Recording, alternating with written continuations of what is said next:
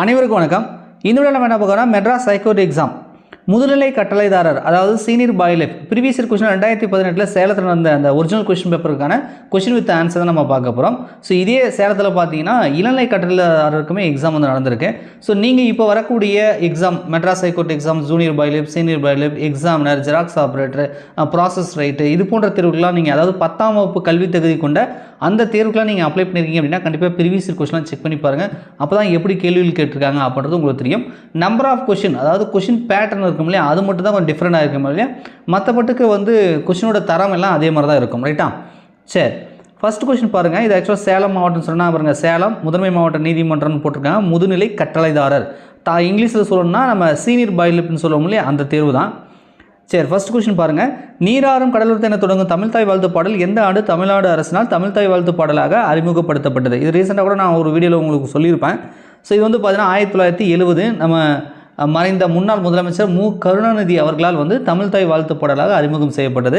1969 பார்த்தீங்க அப்படின்னா நமக்கு வந்து அறிஞர் அண்ணா வந்து பாட்டை சூஸ் பண்ணியிருப்பார். பட் இருந்தாலும் கூட அவர் நோய்வாய்ப்பட்டு இருந்ததுனால கலைஞர் வந்து இதை வந்து தமிழ்தாய் வாழ்த்து பாடலாக அறிவிச்சிருப்பார்.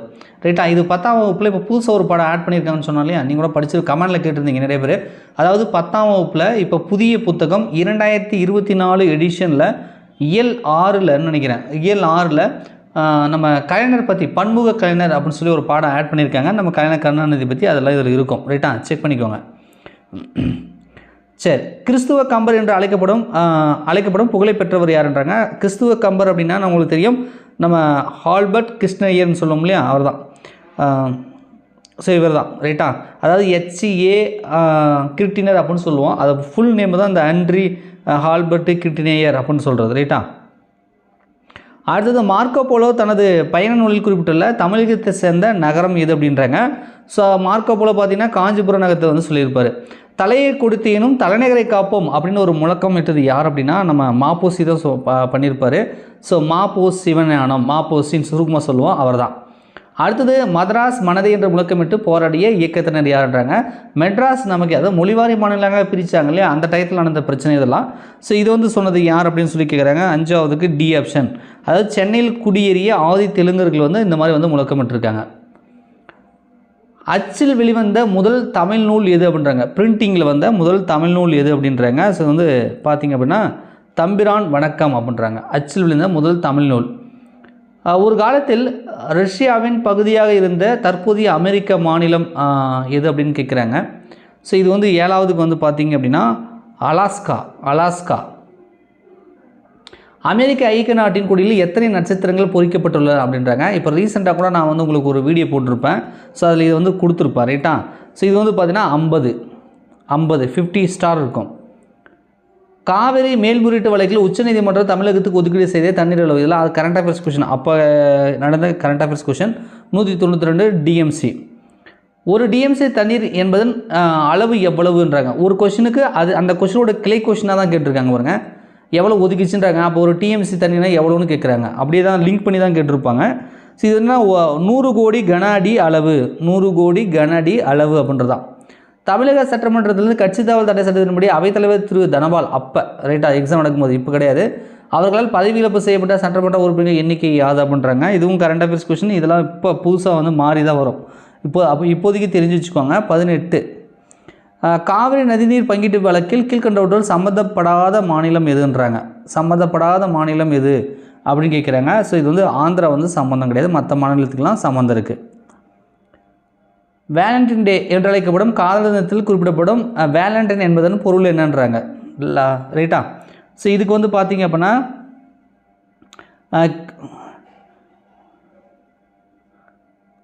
கிறிஸ்துவ பாதிரியாரின் பெயராம். அது வந்து கிறிஸ்துவ பாதிரியாரின் பெயர் அப்படின்றாங்க. டோக்லாம் எல்லை பிரச்சனையில் தொடர்பில்லாத நாடு எது அப்படின்றாங்க. இது வந்து அப்போ நடந்த பிரச்சனை இது ஆக்சுவலாக. ஸோ தொடர்பில்லாத நாடு வந்து பாகிஸ்தான். ஆக்சுவலாக வந்து நம்ம சீனாவுக்கு இந்தியாவுக்கு நடந்த பிரச்சனை, அப்போ வந்து இந்த பூட்டான் எல்லாமே மிங்கிளாக இருக்கும். பாகிஸ்தானுக்கும் இந்த பிரச்சனைக்கும் சம்மந்தம் இல்லை, நம்ம சீனாவுக்கான பிரச்சனை. ஸோ தொடர்பில்லாத நாடு வந்து பாகிஸ்தான். ஒரு மசோதா நிதி மசோதாவா இல்லையா என்பதை தீர்மானிக்கக்கூடிய நபர் யார் அப்படின்றாங்க. ஸோ 15வது கேள்வி பார்த்தீங்கன்னா மக்களவையின் பேரவைத் தலைவர். ஐரோப்பிய யூனியன் பொன்விழா ஆண்டில் யாதுமுறி யாவரும் கேள் என்கிற சுற்றுரை மேற்கோள் காட்டி பேசிய இந்திய தலைவர் யார் அப்படின்றாங்க. ஸோ 16வது கொஸ்டின் பார்த்தீங்க அப்படின்னா நம்ம டாக்டர் ஐயா அப்துல் கலாம் அவர்கள். கூகுள் நிறுவனத்தின் தலைமை செயல் அதிகாரியாக நியமிக்கப்பட்டுள்ள இந்தியர் யாருன்றாங்க. உங்களுக்கு தெரிஞ்சிருக்கும், சுந்தர் பிச்சை. ₹1 காகித பணத்தில் கையெழுத்து யாரால் செய்யப்படுகிறதுன்றாங்க. ₹1 நோட்டில் கையெழுத்து போடுறாங்க இல்லையா, அது வந்து யார் போடுறாங்க அப்படின்னு சொல்லி கேட்டிருக்காங்க. இந்திய நிதியமைச்சக செயலாளர். வெள்ளி புரட்சி என்பது எதை குறிக்கிறதுன்றாங்க. வெள்ளி புரட்சி, மஞ்சள் புரட்சி, சாம்பல் புரட்சி, வெண்மை புரட்சி, இதெல்லாம் நீங்கள் படிச்சிருப்பீங்க. ஸோ இதில் வெள்ளி புரட்சின்னு கேட்குறாங்க. வெள்ளி புரட்சின்னு சொன்னால் உங்களுக்கு ஞாபகம் வர வேண்டியது முட்டை, ரைட்டா. ஸோ முட்டை உற்பத்தி, இந்தியாவில் முட்டை உற்பத்தி அதிகப்படுத்த மேற்கொள்ளும் அறிவியல் முயற்சி. என் சரிதம் என்ற நூல் வந்து யார் சுயசரித நூல் அப்படின்னு கேட்குறாங்க. நமக்கு தெரியும், தமிழ் தாத்தா உவே சாமிநாத ஐயர், ரைட்டா, அவரோட வாழ்க்கை வரலாறு நூல். இயேசு கிறிஸ்துவின் சீடர்களில் இந்தியாவில் மறித்த சீடர் யார் அப்படின்றாங்க. 21க்கு வந்து பார்த்தீங்கன்னா செயின்ட் தாமஸ். தற்போது கிறிஸ்துவ மதத்தில் பைபிளில் பயன்படுத்தப்படும் தேவன், கர்த்தர் என்கிற வார்த்தைகளை உருவாக்கியவர் யார் அப்படின்றாங்க. ஸோ இது நம்ம டிரான்ஸ்லேஷன் பண்ணி கொடுத்தது யார்? ஆறுமுக நாவலர், ரைட்டா. அது வந்து வைச மதப்பற்றாளர் ஆறுமுக நாவல்ன்றாங்க. சுருக்கமாக நம்ம ஆறுமுக நாவல் ஞாபகம் வச்சுக்கலாம். பஞ்ச பாண்டவர்களான நகுலன், சகாதேவன் ஆகியோர் தாயார் யார் அப்படின்றாங்க. ஸோ இதுக்கு வந்து பாருங்கள், மாத்ரி. அமெரிக்காவின் சேலம் நகரம் எந்த மாநிலத்தில் அமைந்துள்ளாங்க. இப்போ நம்ம தமிழ்நாட்டில் சேலம்ன்றது சேலம் மாவட்டத்தில் தலைநகராக இருக்கும், தருமபுரி பக்கத்தில் இருக்கிறதுலாம் உங்களுக்கு தெரியும். அமெரிக்காவின் சேலம் நகரம் எந்த மாநிலத்தில் அமைந்துள்ளதுன்றாங்க. இது வந்து பார்த்துக்கோங்க, ரைட்டா. ஸோ மகசசூசெட்ஸா, இந்த பாருங்கள், இந்த முதல் ஆப்ஷன் இருக்கு இல்லையா, அதுதான். அமெரிக்க அதிபரின் பதவிக்காலம் எத்தனை ஆண்டு? இன்டர்நேஷ்னல் கொஷின்லாம் கேட்டிருக்காங்க பாருங்களேன். அமெரிக்க அதிபர் யாருன்னு கேட்கலாம், அமெரிக்க அதிபரோட பதவிக்காலம் என்ன அப்படின்னு கூட கேட்குறாங்க, ரைட்டா. ஸோ இது மாதிரி நிகழ்வுலாம் மெட்ராஸ் ஹைகோர்ட்டில் கேட்பாங்க. அமெரிக்க அதிபரின் பதவிக்காலம் அப்படின்னு நீங்கள் பார்த்தீங்கன்னா 4 ஆண்டுகள். நீதிமன்ற தீர்ப்புகளை முதலில் மொழிபெயர்த்து நூலாக வெளியிட்டவர் யார் அப்படின்னு கேட்குறாங்க. ஸோ 26வது வந்து பார்த்தீங்கன்னா வேதநாயகம் பிள்ளைன்னு சொல்லுவோம், மாயாவரம் வேதநாயகம் பிள்ளை. 18ஆம் நூற்றாண்டில் தென்னிந்திய வரலாற்றை அறிய உதவும் நாட்குறிப்பு யாருடையது அப்படின்றாங்க. 27க்கு வந்து பார்த்தீங்கன்னா ஆனந்தரங்கம் பிள்ளை. நடப்பு தமிழ்நாட்டின் பெயர் யாதுன்றாங்க. இது வந்து பார்த்தீங்கன்னா இப்போ இது வந்து பழைய கொஸ்டின் பேப்பர், ரைட்டா. அப்போ ஆன்சர் வந்து பார்த்தீங்கன்னா விளிம்பின்னு போட்டிருக்காங்க. அப்போ இப்போ 2024க்கு நீங்கள் அப்டேட் பண்ணிக்கோங்க, ரைட்டா. இப்போ வந்து பார்த்தீங்கன்னா குரோதின்னு சொல்கிறாங்க, குரோதி. இப்போ 2024க்கு நடப்பாண்டுக்கு தமிழ்நாடு பேர் என்ன? குரோதி அப்படின்னு கேட்பாங்க. அதே மாதிரி திருவள்ளுவர் ஆண்டு என்னன்னு கூட கேட்பாங்க. அப்போ அது 2024 கூட 31 கூட்டணுமா, 5, இது ஒரு 5, அப்போ 2055. திருவள்ளுவர் ஆண்டு என்னன்னு கேட்டாங்கன்னா 2055 சொல்லுங்கள். இதே இந்த ஆண்டு தமிழ்நாடுன்னு கேட்டாங்கன்னா குரோதின்னு சொல்லுங்கள், ஓகேங்களா. ஸோ அதெல்லாம் இது மாதிரிலாம் கேட்டிருக்காங்க, தெரிஞ்சு வச்சுக்கோங்க. மதுரை காமராஜர் பல்கலைக்கழக சம்பந்தமான பாலியல் குற்றச்சாட்டுக்கான பேராசிரியர் நிர்மலா தேவி சம்பந்தமான நிகழ்வு குறித்து விசாரிக்க நியமிக்கப்பட்ட இந்திய ஆட்சிப்பணி விசாரணை அதிகாரி யார் அப்படின்றாங்க. இப்போ ரீசெண்டாக கூட இதுக்கான வழக்குக்கு ஜட்ஜ்மெண்ட்லாம் போட்டாங்க. சந்தானம் அவர்கள், ரைட்டா. இவங்களுக்கு வந்து இந்த நிர்மலா தேவின்றவங்களுக்கு ஒரு 10 ஆண்டு சிறை தண்டனை வந்து கொடுத்துருக்காங்க, ஜட்ஜ்மெண்ட் வந்துடுச்சு. உச்சநீதிமன்ற நீதிபதி பதவிக்கு பரிந்துரை செய்த பெயரை மத்திய அரசு பரிசீலனை செய்ய கேட்டுக்கொண்டு மீண்டும் கொலிஜியம் பரிந்துரை செய்ய முடிவு செய்துள்ள நீதிபதி பெயரை யாதுன்றாங்க. ஸோ இது வந்து கரண்ட் அஃபேர்ஸ் கொஸ்டின், ரைட்டா. ஸோ நீதிமன்றம் சார்ந்து நடக்கக்கூடிய முக்கியமான கேஸு வழக்கு இது பற்றிலாம் வந்து அப்பப்போ கேட்பாங்க. ஏதாவது கொஞ்சம் நீதிமன்றம் சார்ந்த விஷயங்கள் நடந்துச்சுன்னா அதெல்லாம் கொஞ்சம் ஞாபகம் வச்சுக்கோங்க, ரைட்டா. சரி, இது ஜோசப் KM ஜோசப் அவர்கள். மாநில பல்கலைக்கழகங்களின் இணைவேந்தர் யாருன்றாங்க. வேந்தர் வேறு, இணைவேந்தர் வேறு, ரைட்டா.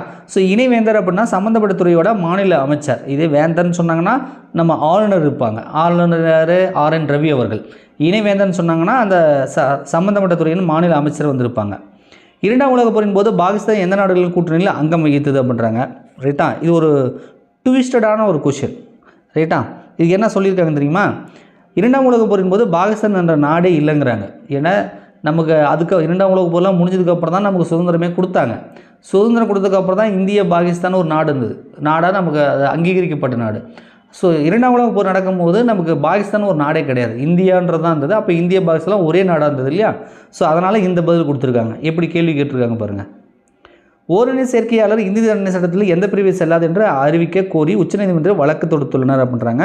33 பார்த்தீங்கன்னா இந்திய தண்டனை சட்டம் 377. 916 ஆபண தங்கத்தில் உள்ள தங்கத்தின் சதவீதம் என்ன அப்படின்றாங்க. ஸோ 916னா 91.6.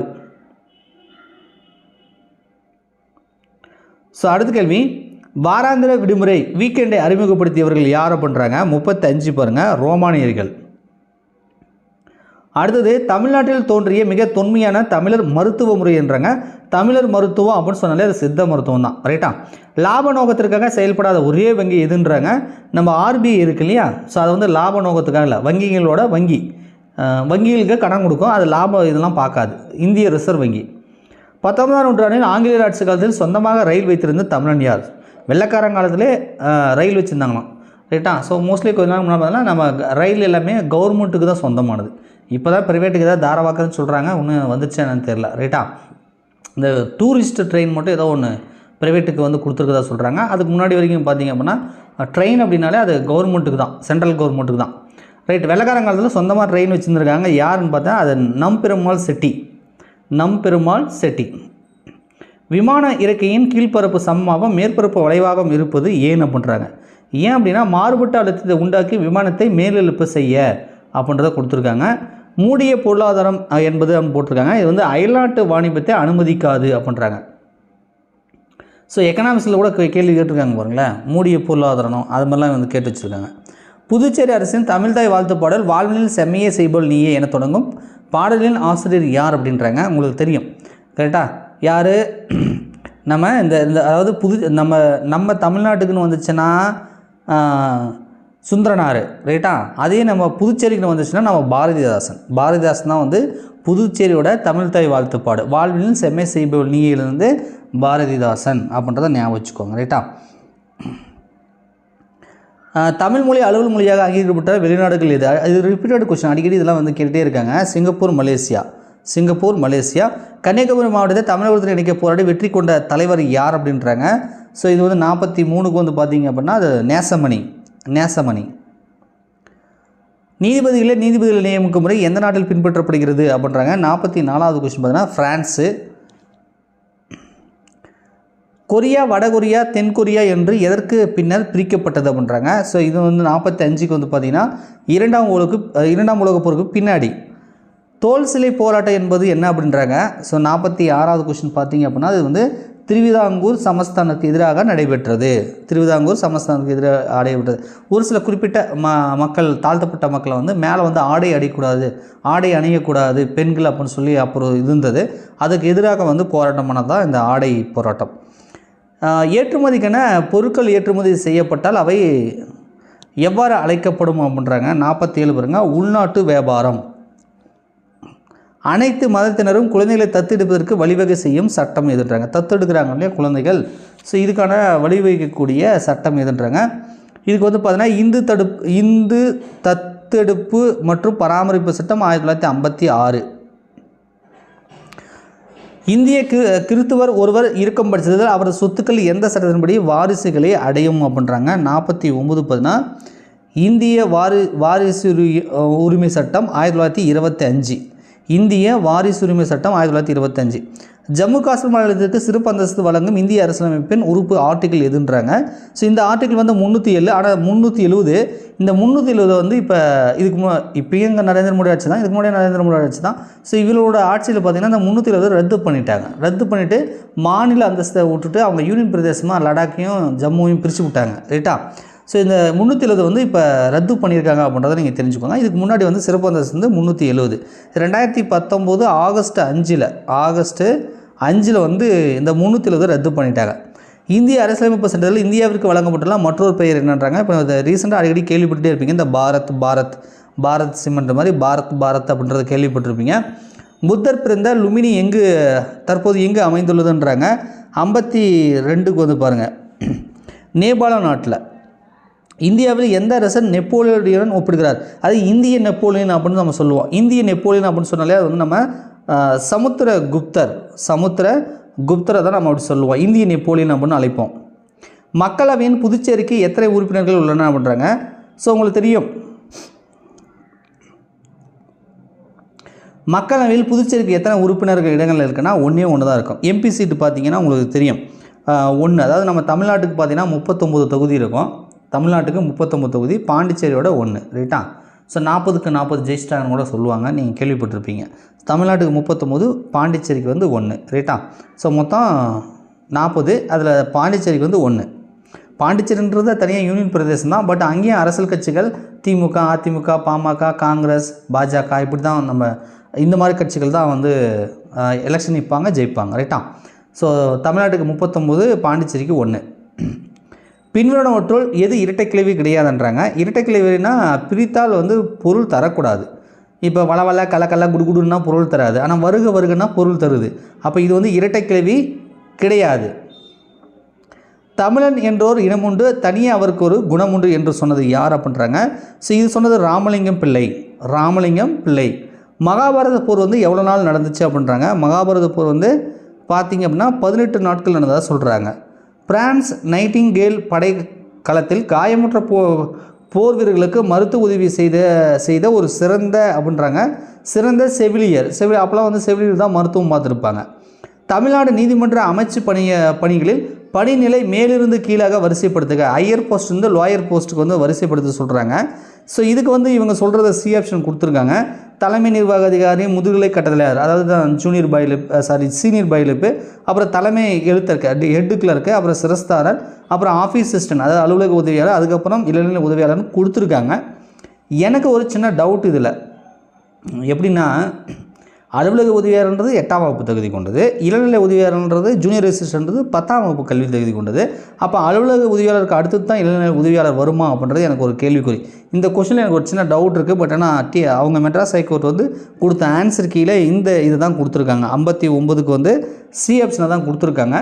ஸோ உங்களுக்கு யாராவது மெட்ராஸ் ஹைகோர்ட்டில் ஒர்க் பண்ணுறவங்க தெரிஞ்சாலோ இல்லை இந்த வீடியோ கிளிக் பண்ணி பார்க்குறவங்க மெட்ராஸ் ஹைகோர்ட்டில் இருந்தீங்க அப்படின்னா, ஸோ அந்த போஸ்ட் வந்து எந்த ஆர்டரில் இருக்குது, இந்த ஆஃபீஸ் அசிஸ்டன்றது கடைசியாக வருமா, இல்லை ஆஃபீஸ் அசிஸ்டன்றது ஜூனியர் அசிஸ்டன்ட்டுக்கு முன்னாடி வருமா அப்படின்றத கொஞ்சம் கமெண்ட்ஸில் சொல்லுங்கள். நீங்களும் வந்து செக் பண்ணிக்கோங்க. இந்த கொஸ்டின் அஃபீஸில் அவங்க கொடுத்த ஆன்சர் நான் சொல்லிட்டேன். பட் ஆனால் இந்த கொஸ்டினில் எனக்கு சந்தேகம் இருக்குது. ரைட்டா? ஏதாவது நான் கிளாரிஃபிகேஷன் கிடைச்சதுன்னா நான் வேறு ஏதாவது வீடியோ போடும்போது கூட இதுக்கு என்னென்னு சொல்லிடுறேன். இப்போதைக்கு வந்து கொஞ்சம் டவுட்டோடு வச்சுக்கோங்க. ஆனால் ஆன்சருக்கு இதுதான். காணல் நீர் என்பது என்ன அப்படின்றாங்க. 60வது கொஸ்டின் பாருங்கள். அது வந்து கோடை காலத்தில் மணற்பரப்பில் பாலைவனங்கள்லேயும் பார்த்தீங்கன்னா நீர் இருப்பது போல் தெரியும், ஆனால் தண்ணி இருக்காது. ரொம்ப வெயில் அடிச்சதுன்னா ரோட்டில் பார்த்தீங்கன்னா, தார் ரோட்டில் பார்த்தீங்கன்னா தூரத்தில் தண்ணிக்கிற மாதிரி அப்படியே கனகனன்னு இருக்கும், பக்கம் போய் பார்த்தா தண்ணி இருக்காது. அதுக்கு பேர் தான் காணல் நீர் அப்படின்றத நம்ம சொல்கிறோம். ரைட்டா? அடுத்த கேள்வி, இந்தியாவில் நிதியாண்டு வருமான வரி மதிப்பீட்டு ஆண்டு எந்த காலத்தை குறிப்பிடுகின்றது அப்படின்றாங்க. ஸோ இது வந்து பார்த்திங்கன்னா ஏப்ரல் 1ஆம் தேதி முதல் மார்ச் 31ஆம் தேதி வரைக்கும் வந்து குறிப்பிடுகிறது அப்படின்றதான். ஸோ இதுக்கப்புறம் வந்து பார்த்திங்க அப்படின்னா மேக்ஸ் கொஸ்டின் வருது. ஸோ மேக்ஸை நம்ம தனியாக தான் வீடியோ போட்டாகணும். ரைட்டா? ஸோ இது வரைக்கும் பார்த்தீங்கன்னா உங்களுக்கு பொது அறிவு கேள்வியில் இருக்குது. என்ன சார் 60 கொஸ்டின் தான் வந்திருக்குன்னு கேட்காதீங்க. அப்போ வந்து பேட்டர்ன் வந்து இவ்வளோ தான். ரைட்டா? ஸோ இப்போ இந்த கேள்விலாம் பார்க்கும்பொழுது இது மாதிரிலாம் கேள்விகள் கேட்டிருக்காங்களா அப்படின்ற ஒரு ஐடியா உங்களுக்கு வந்து கிடைச்சிருக்கோம் நாங்கள் நம்புகிறோம். இந்த ப்ரீவியஸ் கொஸ்டின் பிடிஎஃப் உங்களுக்கு தேவைப்பட்டுச்சு அப்படின்னா நான் லிங்க் டிஸ்கிரிப்ஷனில் கொடுக்குறேன், நீங்கள் அதை டவுன்லோட் பண்ணிக்கோங்க.